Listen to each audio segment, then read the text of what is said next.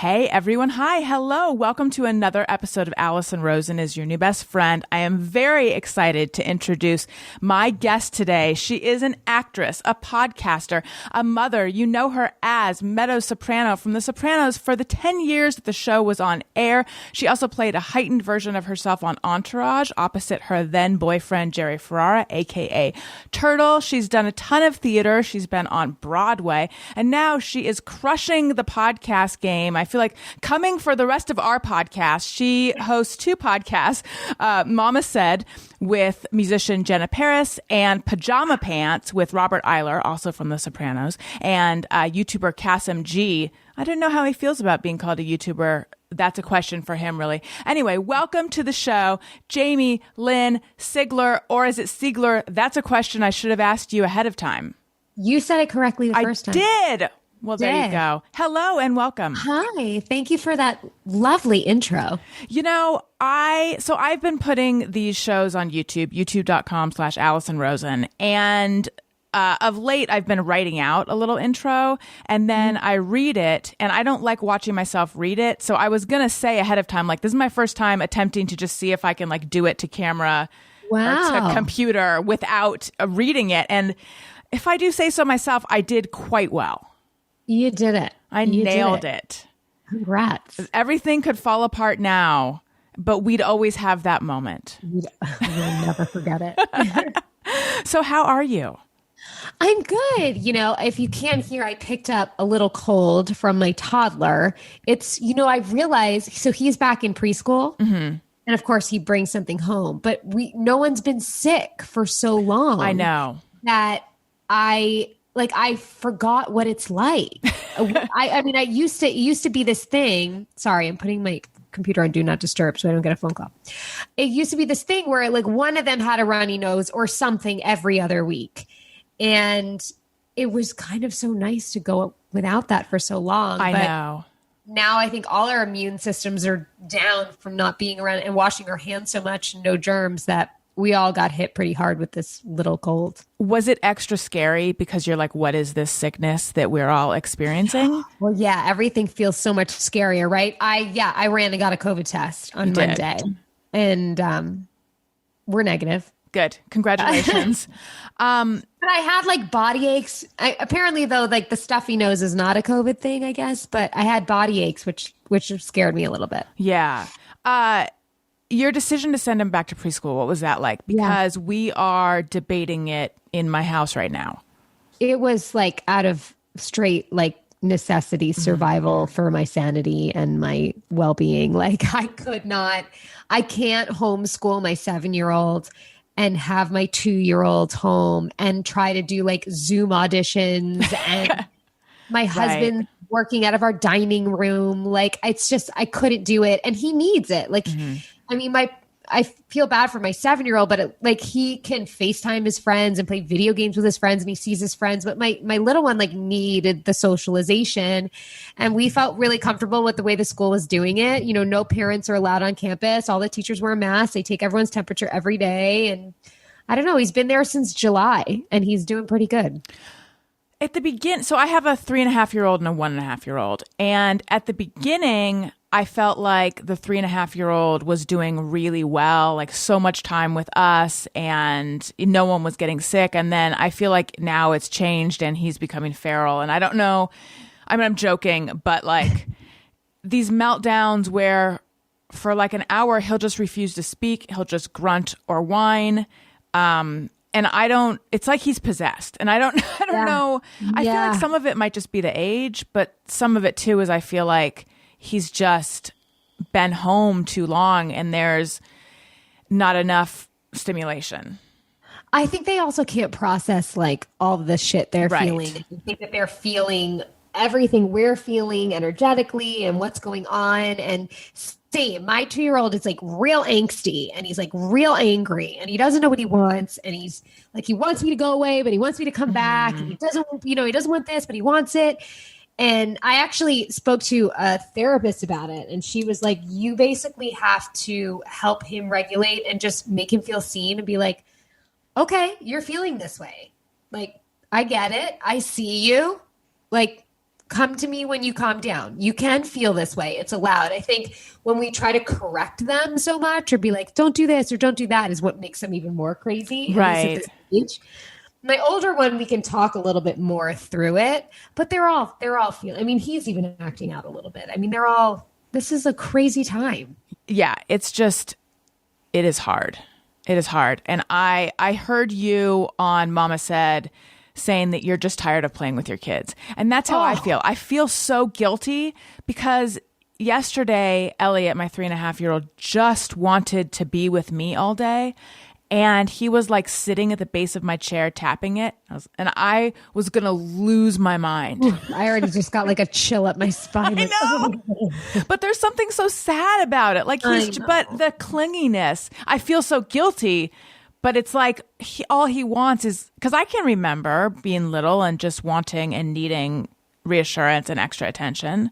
Yes, of course. I mean, I've come to accept the fact that I will always feel guilty for the rest of my life now that I'm a mother. Like there's just Yes. always something I will always feel guilty about something, but this isn't normal. The amount of time we're spending with our families and our children. Like when we say the village, it's teachers, it's preschool, it's like all of the things. Like I didn't realize how much school was just a straight up break for me. I said to my husband the other day, I was like, when they're both back in school, I'm going to be a straight bum, like in the bed with my coffee and a joint in my mouth, watching Netflix. And I am not going to feel bad for 1 minute. Like I am going to be the laziest piece of shit ever because I have not sat down since March, I feel like. So I watched an interview with you where you said that every morning you try to think about, this was pre-pandemic, every morning you try to think about things that you're grateful for. Do you still do that? And what did you feel grateful for this morning?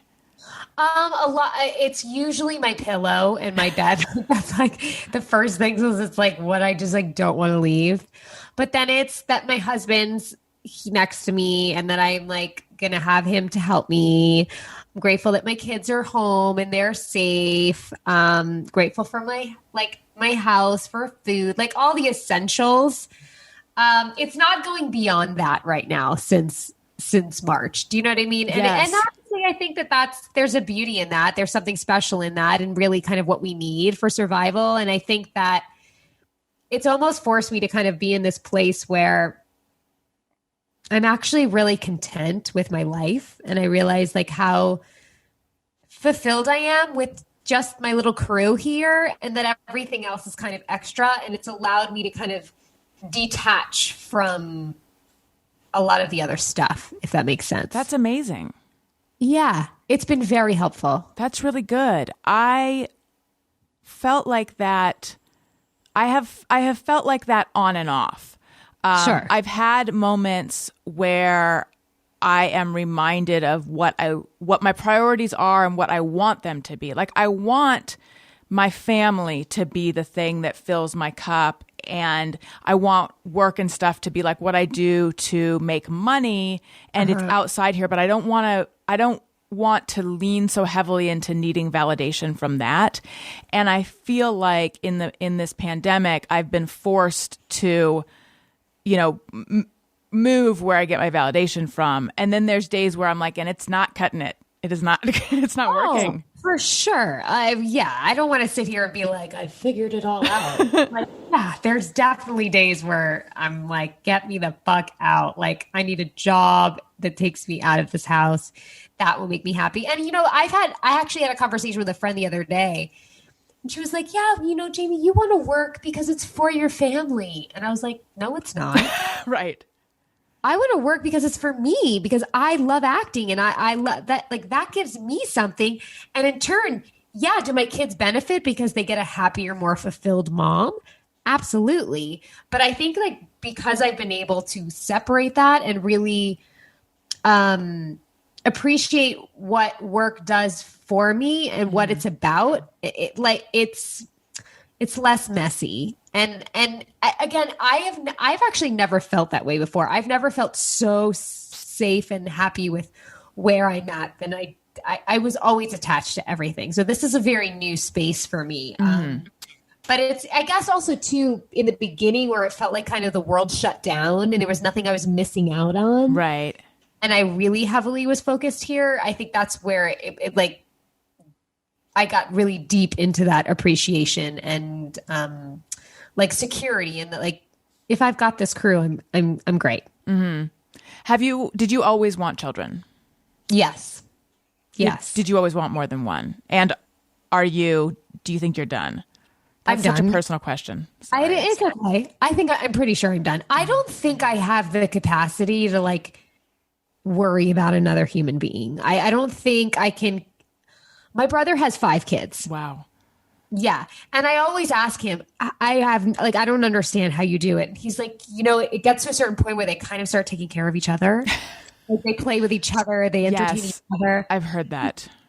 He told me, he's like, you have it worse because you have to entertain both of them because they're far apart enough in age. They're 2 and 7 that their needs are different. The way they play is different. Like I wish there was 2 of me sometimes, but with him, they're all 2 years apart. So it allows him to have some reprieve, but I just don't think that I could handle another one. And I don't know. I'm almost 40. I think I'm done. So you quit acting for a period of time, and you took an acting class during that time, and that was the first time you had taken acting classes, right? Yeah. How did you learn to act before that? Well, I grew up doing musical theater on Long Island, community theater. So I mean, I was in little acting, like kid acting classes. But then it was just, experience. It was just working and absorbing what I could from different people. And it was all instinctual. And then I think that, it gets to a certain point in life when you're not playing kids anymore and you're playing people with like deep history and, different perspectives that it kind of shook me a little bit and realizing like, oh, I need some tools here. Like there's more, and by the way, there's more than one way to skin a cat. And I went all around town. I read all different books and I just was really trying to understand it. But then, life got in the way, having kids, living with MS, there was just a lot of things that made me question acting in general and like, what was my real pull towards it? Is it really because it's all I've ever done, or is it because it's something that I really want to do? And I really had to figure that out. And so I took a break and I tried to do the full-time stay-at-home mom thing. And that was hard. And it wasn't that it was hard just because of the job. It was hard because I felt it physically and emotionally, like there was a huge piece missing. Like there's something else that I need to honor here that I'm not. And to make sure that it was acting, I joined an acting class, which scared the shit out of me. And it was like, with like I'm the oldest person in the class by far. And I imagine probably the most well-known, right? I'm assuming none of them have any idea who I am or like, I don't think they were born when the show was on. They're so young, but it was really good for me because it was a really good challenge because it really pushed me out of my comfort zone. And, I realized that this class isn't for them. It's for me. This is my chance to A, see if I really love acting still, and B, to try things out, try different methods out, whatever. And I just became hooked. I loved every Tuesday night because it was that time for me. It was like my passion, my love. So whatever, passions people have, it was like giving me that time. And I realized that acting is still the thing for me. And it was an important moment for me to realize. And so then how long was that break that you took? Almost a year. Yeah. If you had decided that you didn't want to do it anymore, did you have ideas in your head of what direction you might go? No. I think I was just going to kind of sit back, lay low, not have a nanny, just be with my kids and kind of, maybe figure something out. I love cooking. So I was like entertaining, like maybe I'll go to cooking school. But I think deep down I knew that there was no other option for me. How did you get into podcasting? So I got into podcasting because when I had my first son, I remember specifically feeling like I wasn't a good mom because mom culture was different 7 years ago than it is now. Nobody was speaking very openly and honestly about things. They weren't talking about how it's wonderful, but it's hard. And it's, you know, it's beautiful, but it's messy. Like everything was just these beautiful Instagram worthy pictures of motherhood and nursing and this and that. And for me, I'm like, I'm leaking all over the place. I'm bleeding. I'm in a diaper. I'm not happy. I'm like sad. I'm sleep deprived. And I just felt like, am I the only fucking person that's fucking up motherhood? Like, this is so hard. And I got through it. And then when I was pregnant with my second, my friend Jenna, who was my co-host, she was a new friend. She was a far enough away friend that I was like testing the waters because we were both pregnant with our second at the same time of just kind of being honest about certain things. And she would be like, girl, me too. Or, oh my God, of course. Or been there, thought that, did that. Mm-hmm. And I felt so much better about myself. I felt so much safer. And it was empowering me as a mother to feel like I wasn't fucking it up. This is just what happens. And so through then, after our seconds were born and through the whole newborn phase and trying to balance and figure out how to do life with two, our text chain was just hilarious and colorful. And she wrote me one day and was like, this should be a coffee table book. And I was like, maybe it should be a podcast. And I know we're not reinventing the wheel here with, you know, mommy podcasting, but we just felt like, you know, here we are, two moms that are very different. Our ways of parenting are different. Our beliefs are different, but we have no judgment towards each other. We have such respect and support for one another that's where Mama Said was born. And I had no idea what I was doing. Neither of us did, but we are produced by these wonderful gals from a podcast called The Lady Gang.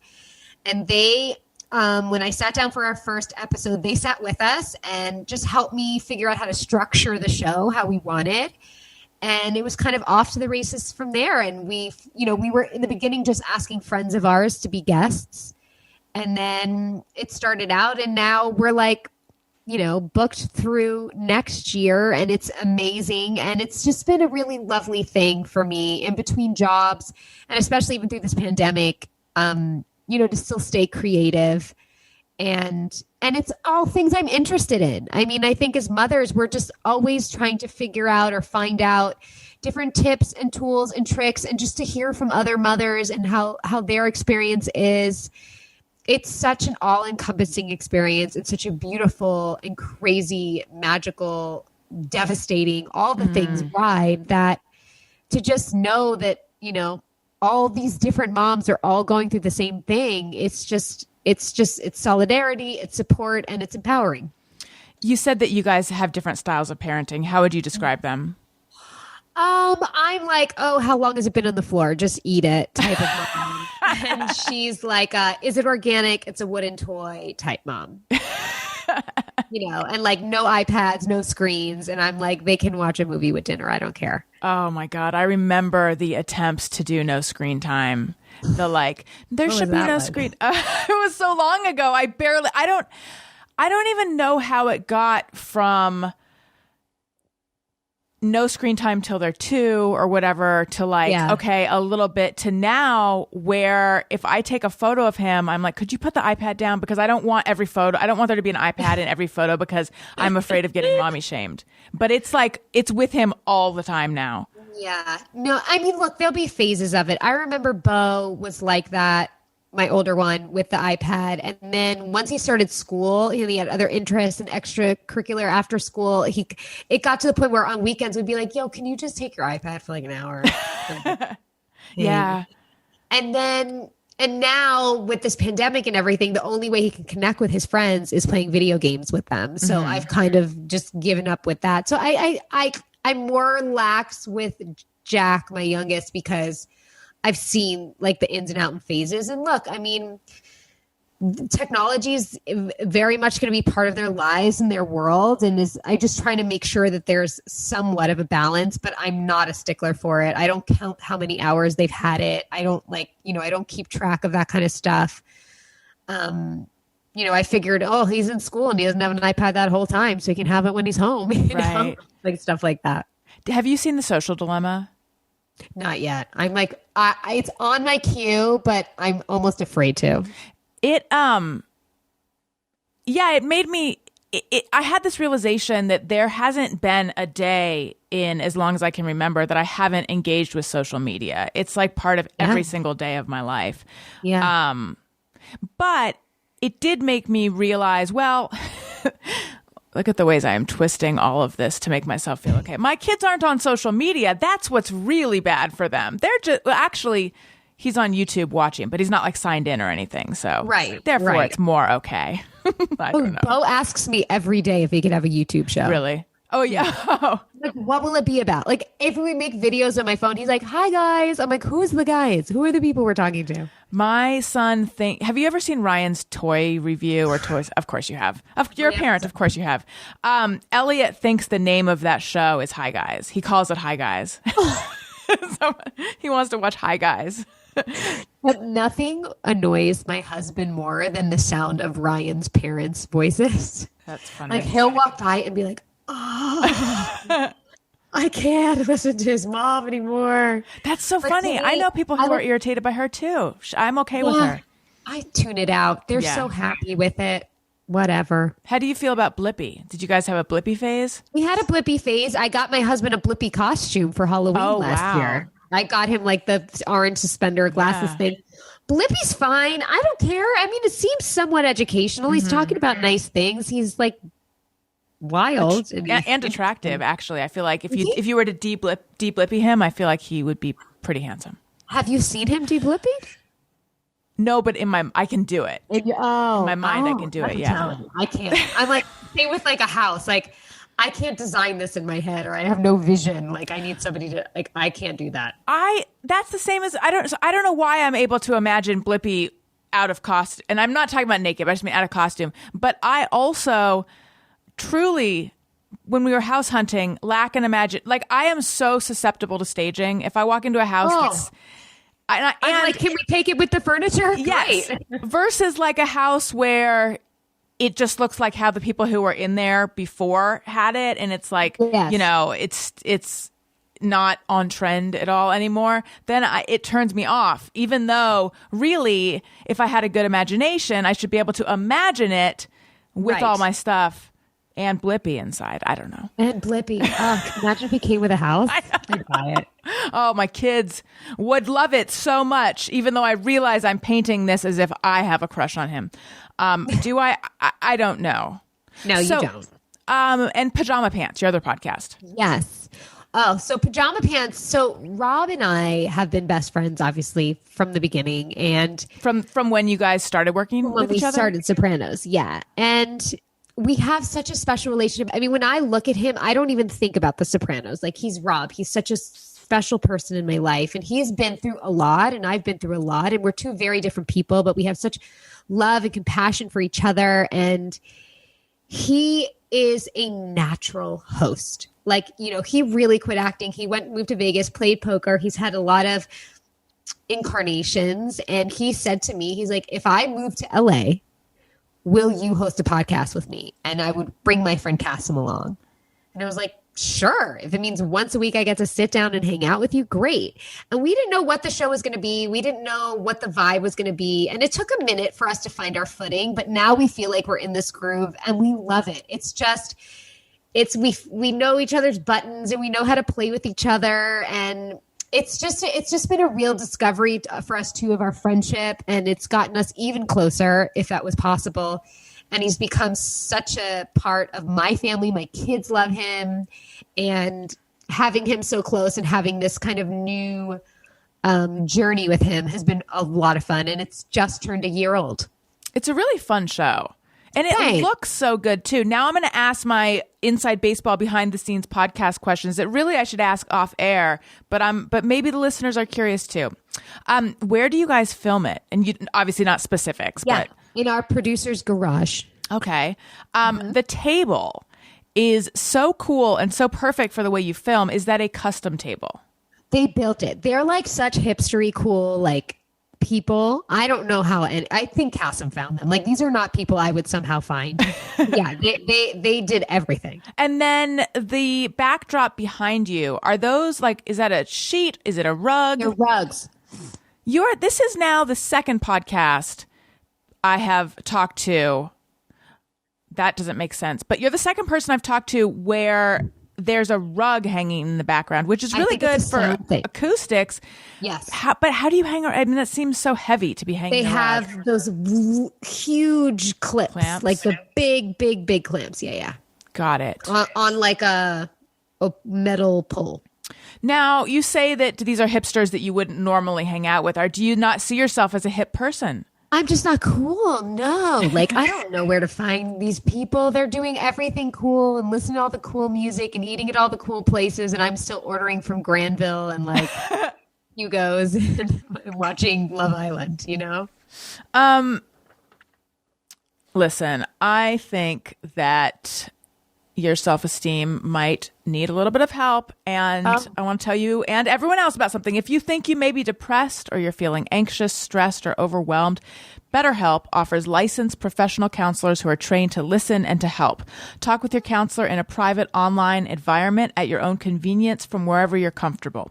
BetterHelp counselors have expertise in a broad range of areas such as anxiety, grief, depression, relationships, LGBT matters, trauma, family conflicts, self-esteem, and more.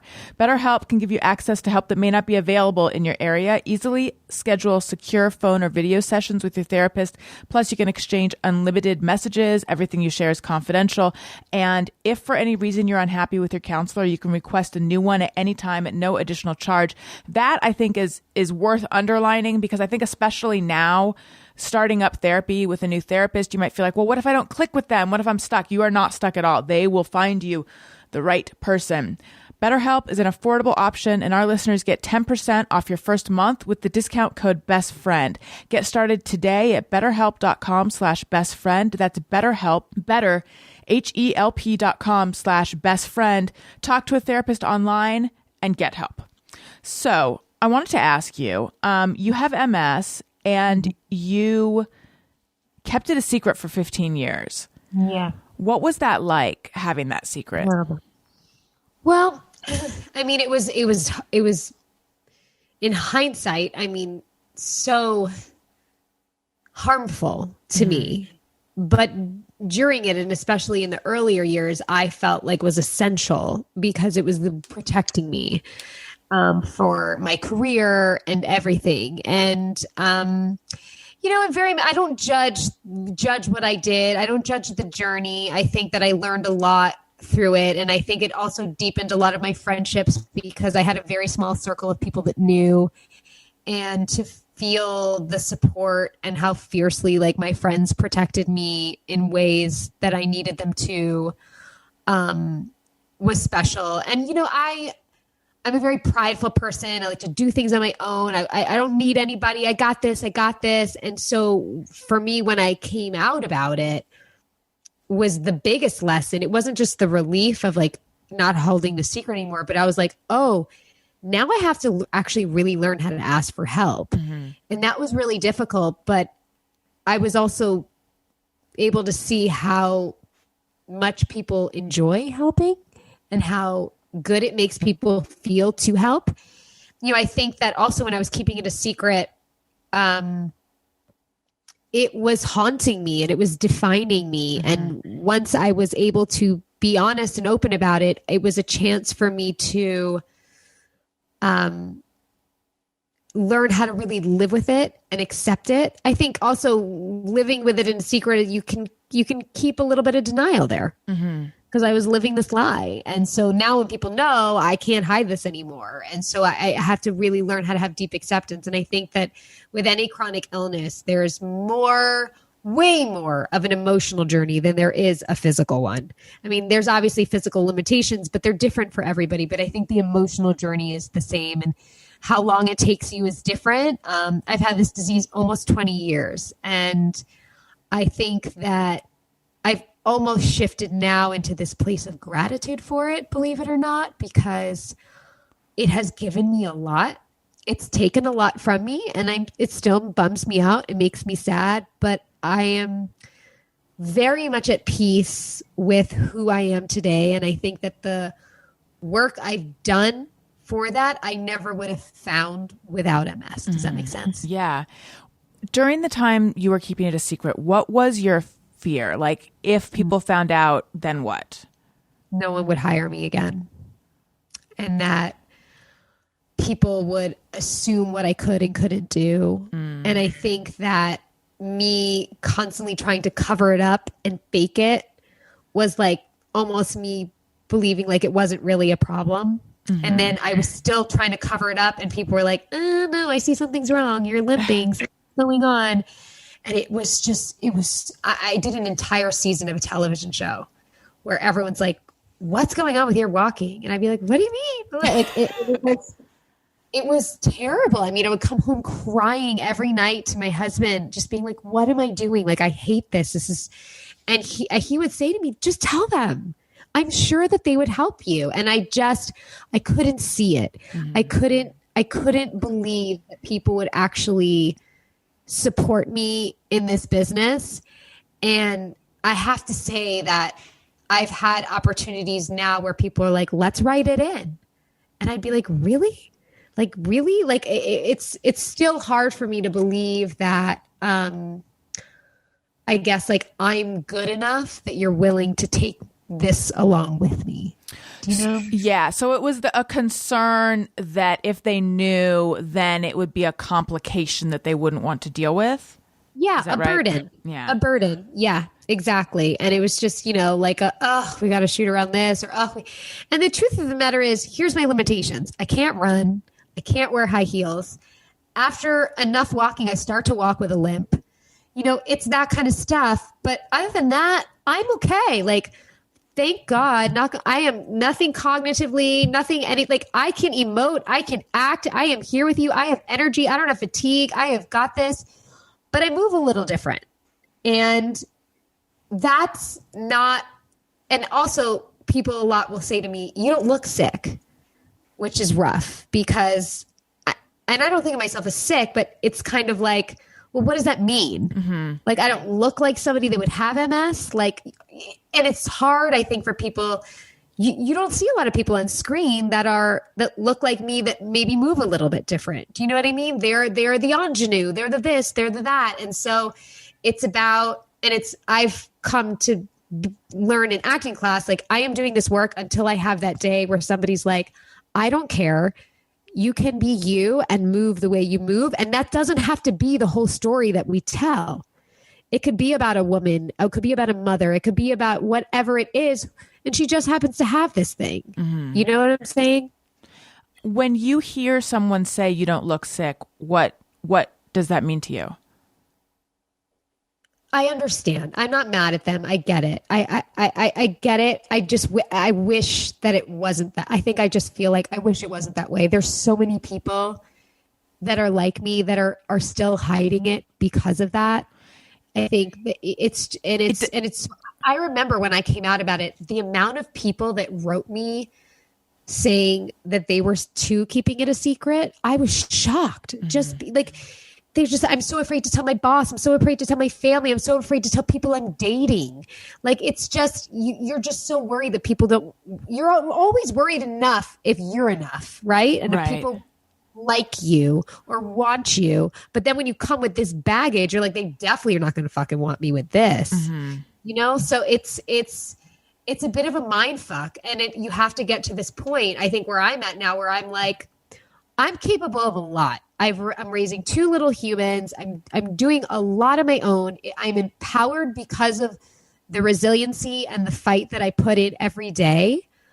But I don't feel like I'm better than anybody. Everybody's got to fight. Everybody's got something. This is my thing. It's the same way no one would look at you and be like, you don't look like somebody whose dad's an alcoholic. You're like, what the fuck does that mean? Right. Do you know? It's just, you can't judge that way. Is it that in that statement, you hear that they have an idea in their mind of what someone who's sick should look like? Yes. Got it. Yes. And that's a person that's, in a wheelchair or with a cane or frail or, having trouble speaking, whatever it is. It's not, a young, mom, a woman who's, jokey and quick and, and whatever. I mean, people are always like, you look so healthy. And I'm like, I am. Right. It's almost a suggestion that like, and you're supposed to be this other thing.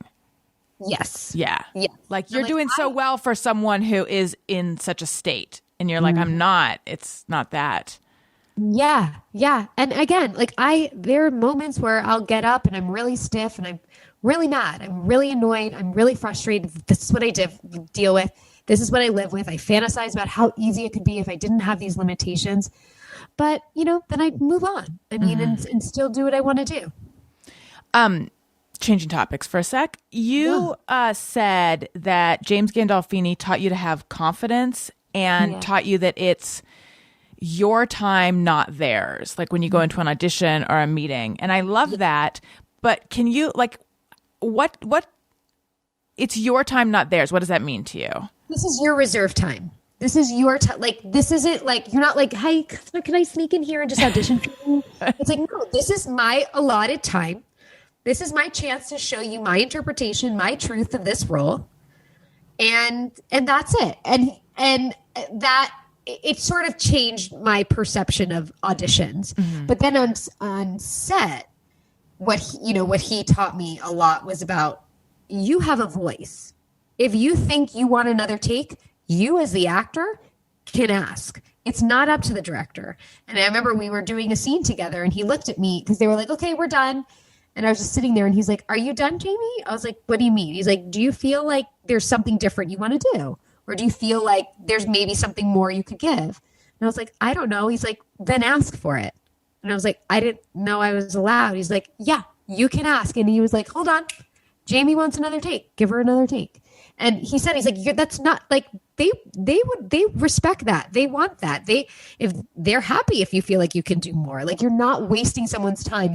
You are a part of this. And he really deeply taught me that. That's a hard lesson to learn. It is. I think especially as women, but also as a young person on a set, what was the family you grew up in like? Long Island, Jewish family, 2 older brothers, went to public school. My brothers played baseball. Like my dad was an accountant for a stationery company. My mom was a stay-at-home mom. It was like very, very normal. We weren't rich, but we weren't poor. Like we didn't need for anything. We were, a happy childhood. And as a young girl, 8, 9 years old, I just really expressed an interest in performing and musical theater and was very excited about that. So Long Island has a really incredible, community theater program like all over. So there was always some production that I could audition for or be in. And my brothers were 5 and 8 years older than me. So fortunately for me at that time, they were older. So my mom was able to, devote that time and help me, kind of fulfill that dream because no one in my family was in show business. It was a very new thing. Mm-hmm. In growing up in your family, did you learn to, what I'm trying to ask is, this feeling on set that you can't ask for another take, this feeling that you might be burdening someone by auditioning for them, was any of that, and all of that is very normal though. I think a lot of people would relate to that, but do you feel like any of that came from lessons that you might have picked up from the way your family interacted? It's a good question. Those are all the things I'm trying to figure out in therapy right now. Yeah. I mean, I think I got a lot of, from my mom. She wasn't stage mommy, but when I would come back for an audition, it would be like, what did they say? What did they think? Did they love you? This and that. And I think they're very normal questions to ask, but when you're a little kid or you're any age, I mean, I started to feel like, oh shit, if they didn't say anything, then I failed. Then it wasn't great. It wasn't about that. And so now, even with my son, when he goes and plays baseball or does all these things, my only question to him is, did you have fun?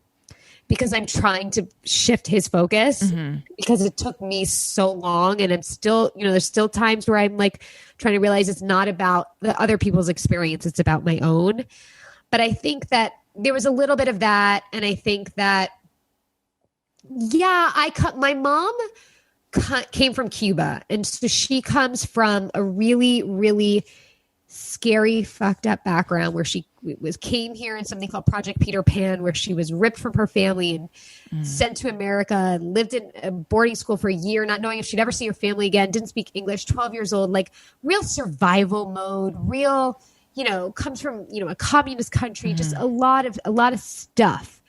And so there's a lot of like, put on the airs that she's somebody who will always have makeup on and always put together. And so it was a lot of like, tell them you're fine, Jamie. Don't tell them anything's wrong. I mean, I think that's probably a lot of where like the hide the MS, like everything's fine. You're great. You're easy. Don't be a problem. You don't want to get fired.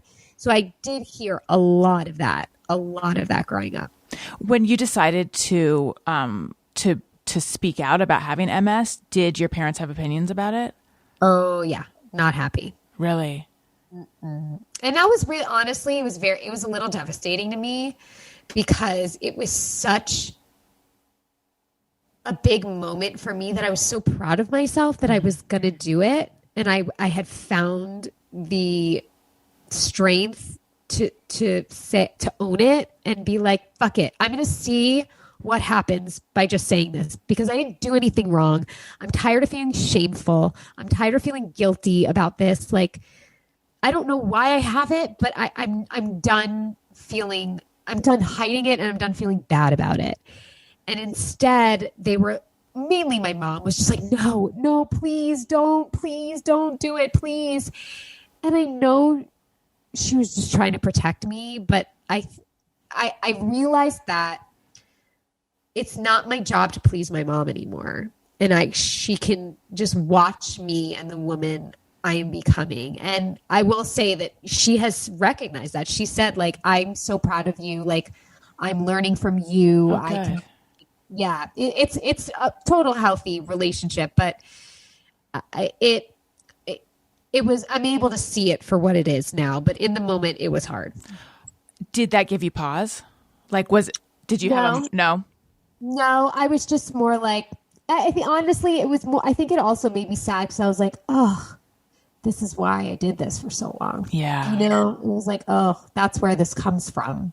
And recognizing that like deep conditioning that I had and not being mad at them for it. I wasn't mad. It was just more a sadness and just having to really sit with that for a little bit.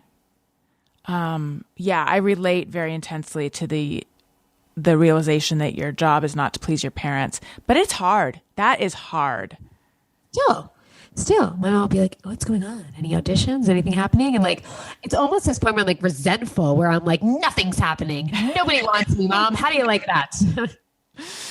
Terrible. Yeah. I remember when I met the guy who is my husband now. And we were just friends at the beginning and then we started dating and I just had this sense that this one is different, I think. Yeah. And I didn't tell my mom for a while because I felt very secure in the relationship. And that was different than, my past relationships. And I felt like right now it is focused on how do I feel about him? How do I feel about this? But I know for some reason, if I tell her, she will ask a couple questions and then all of a sudden I will feel insecure and worry, does he like me? Does he like me enough? When right now it's focused on whether I like him. And I don't even, it's like not even anything specific she would say. I don't know what it is. It's somehow, it reminds me sort of what you're saying about the audition questions. Like, oh, how'd the audition go? Da, da, da. It puts your focus on, am I enough? Do they like me? Well, it's also, I don't need your approval. I don't need your judgment on this. Like I can trust my own. Yeah. And I think it's a lot about trust. I think, of just being like, I've got this. Like, let me also like live my life. And I try, even though my kids are young, I'm trying to be like, I really want to step back and let you figure out who you are. Yes. I don't want you to figure out who you are because of how I praise you or how I'm like, oh, that's a good boy. Or like, I'm really trying hard. I'm not perfect at it, but I'm trying to be conscious of them really letting them figure out what feels good to them. you know? Yes. I try so hard to do the same. Like, I don't want to define them in any way. Even something as simple as, so last night, Daniel and I were in Elliot's room, and he was like playing with Elliot, and he's like, he's such a skinny, like, you're such a skinny mini, or he's such a skinny mini. Like, isn't he skinny? And I went, I don't think we should say that. And he's like, he didn't understand why. And I was like, let's just talk about this later, and we will talk about it. And I don't even know why. I guess because that word is so loaded. I don't want him to feel any label. Yes. You just don't want anything. Like, because you know, there's like weird shit that you still remember that really sits with you. And you're like, that was probably insignificant at the time, but it kind of fucked me up. Like, you know, so I think that's really wonderful that you're being so conscious about that. I mean, that's huge in and of itself, even if you don't change anything. I mean, like, you should applaud yourself for even being aware like that. Thank you. I know that you have talked about you had an eating disorder on Sopranos. Yeah. Right before. How are you with all that now? So, you know, it's so weird. It was such a like intense year of my life, but I don't have issues around it now. And I think it's but I still have issues. And I think that at the time it was just all around control. And I just focused it on food and weight. And I didn't like how I looked at all. I did not like how thin I was, but it was just like, but I can control this, and seeing the scale go down. And I felt having it go the other way meant I was out of control. Right. Truthfully, when I was told by Sopranos that I needed to put on weight, I went out of control and gained like 60 pounds, and then was like buried by fans of how fat I got and this and that. And it really hurt me, because this is my first time in front of a camera, anything. And to me, I was thinking, oh, people are obviously going to notice how much weight I gained, but people are probably going to be like, oh, good. Like, she's not sick anymore. And the fact that it was the complete opposite, like, really threw me. Yeah. And I remember I don't even remember who it was, but they were like, just tune that fucking shit out, Jamie. Like, I grew up on a set where literally they did not care what size I was, as long as I wasn't ill. Like, they're like, what's your size this season every year? Like, it didn't matter. And so to have that support, and I was young. I mean, I was 16, 17, 18, and I figured myself out in my 20s of how to get into more moderation. And I don't know. I don't stress too hard about weight. I also think because of MS, like, I have such a different relationship with my body, where it's more about like what it's capable of than the way it looks. Like, if somebody told me I had to live with an extra 20 pounds and I could run again, I'd be like, give it to me. You know, I don't care about being thin. I care about feeling good. Mm-hmm. Do you miss running? So much. I think it's just that freedom. I think it's also just, I can remember it. I mean, I can close my eyes and meditate and just like remember what it's like. And I was a dancer. I mean, it was just all those things. And it's just, to kind of feel very locked up in your body is hard. It's because it's there's no harmony. I feel very disconnected from my body. I feel like I have this like inner body that like remembers this like being this big, and then this physical body that like keeps me small. Do you know what I mean? Yeah.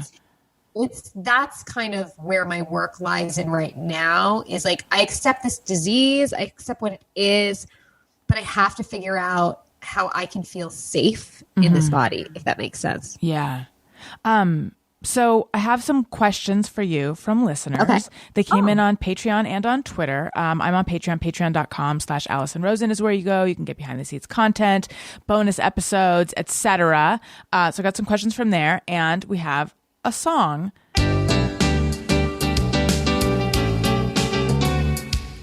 When we ask, they send them in. They're wondering how you have been. So thanks so much for answering these questions from our fans. All right. Jessica Rodriguez says, yes, I love Jamie-Lynn and her openness about her MS, which I was just diagnosed with recently. What kind of self-care does she do on bad days to feel more normal? Honestly, like the self-care for me, I'm a big meditator. Even it's like just like literally 10, 15 minutes and it's always guided, but it really just relaxes me.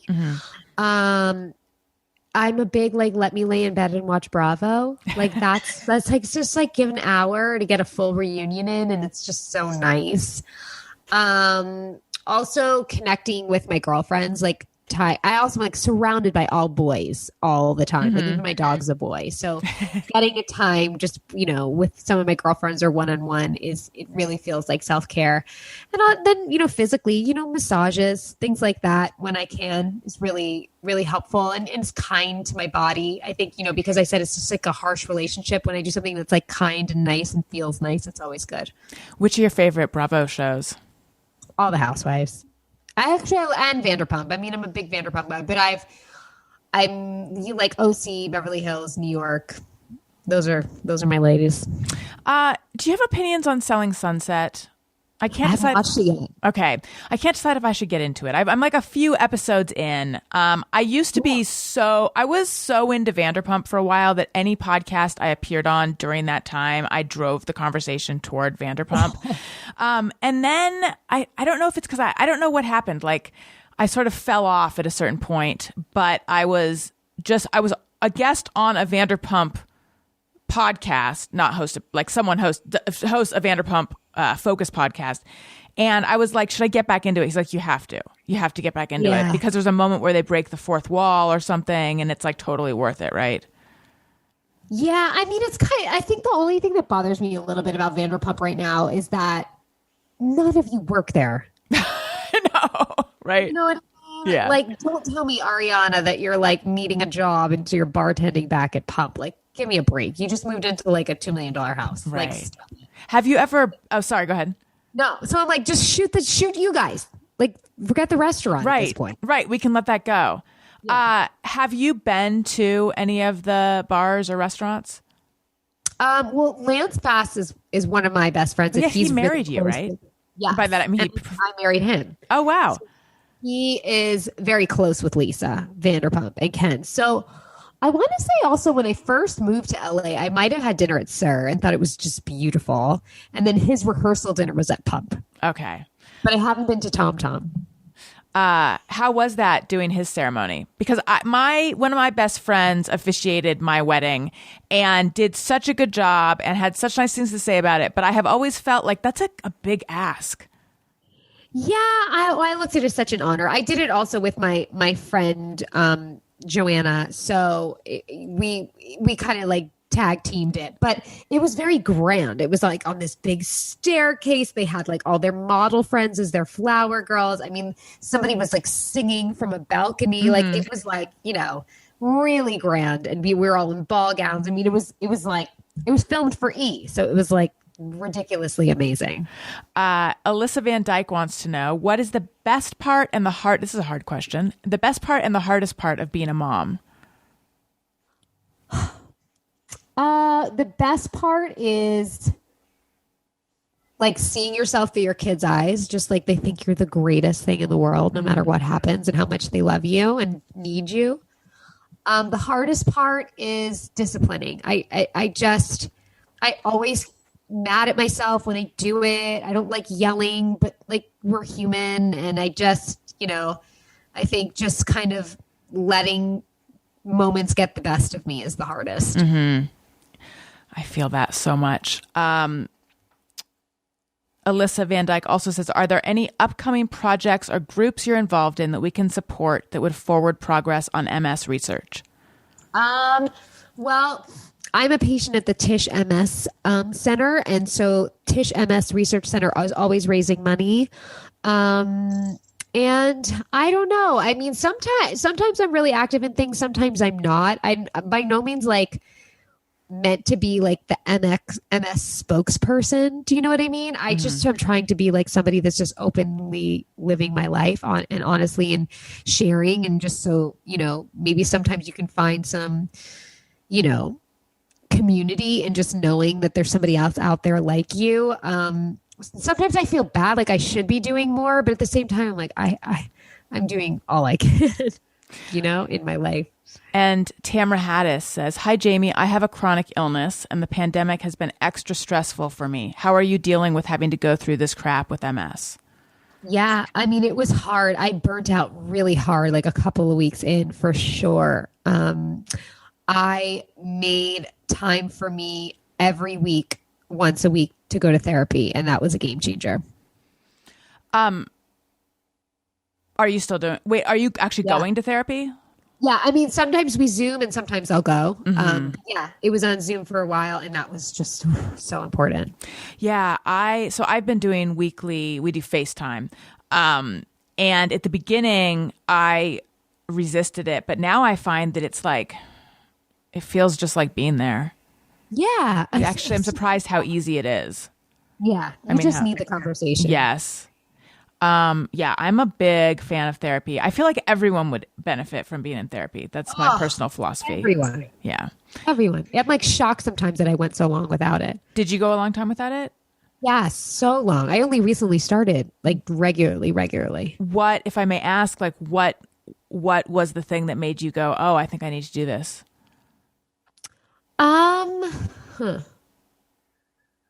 I think it was like I was being really hard on myself and like feeling irrational and like trying to like figure it out on my own, and then just realizing like, why am I doing this? Like, why am I trying to figure this out on my own? This is stupid. Like, I'm not equipped for this. This is why they're a therapist. And so, and it was just, me asking around different friends and getting advice, and I found the best one. Okay, now some questions on Twitter. How did Jamie get involved with Tim and Eric on Beef House? Any interesting anecdotes about working with this odd pair and their unique supporting cast? Yes, they reached out to me. It was crazy. It was out of the blue. I think they really, like to cast, like unexpectedly. Mm-hmm. And so obviously, and they loved The Sopranos. So the idea of like, somebody from this drama playing, like, they wanted somebody like real that was really going to play it really real, ridiculous characters all around. It was the strangest thing I've ever done, but the funniest. Those guys are so smart, so funny, so kind. I had a really great time doing it. It was like a couple of weeks at a soundstage right near my house. It was a dream job. Billy C says, "Does she know how to parallel park now?" I've always known how to parallel park. Let's see. Stephanie Whittles Wax says, "I lived across the hall from her at NYU Hayden Hall. I think that's what it was called. It was the dorm on Washington Square West. No real question here, but hey." What's up? That's so funny. Did you have a good experience there? I did, but I had to defer because I was a psychology major. I wasn't in any of the acting programs. I was filming the second season of Sopranos at the time, and they couldn't work around my class schedule. So I had to defer after 2 semesters. Andy Neiman says, "Ask about the Sopranos scene where she's singing No Scrubs with Hunter making a mess in the kitchen. It's one of my favorites." I mean, I don't know what to say other than like, I don't know. I remember kind of feeling ridiculous about it. It was like one of those things where like, because I'm a singer, I'm like, how am I supposed to sing this? Am I supposed to sing this bad, or am I supposed to like try and sing this good? So I like kind of did something in the middle. It was weird. Okay. A new account, Christy Yamagu, and I can't tell what the rest of the name is, says, "Could she tell Lady Gaga was going to be a megastar?"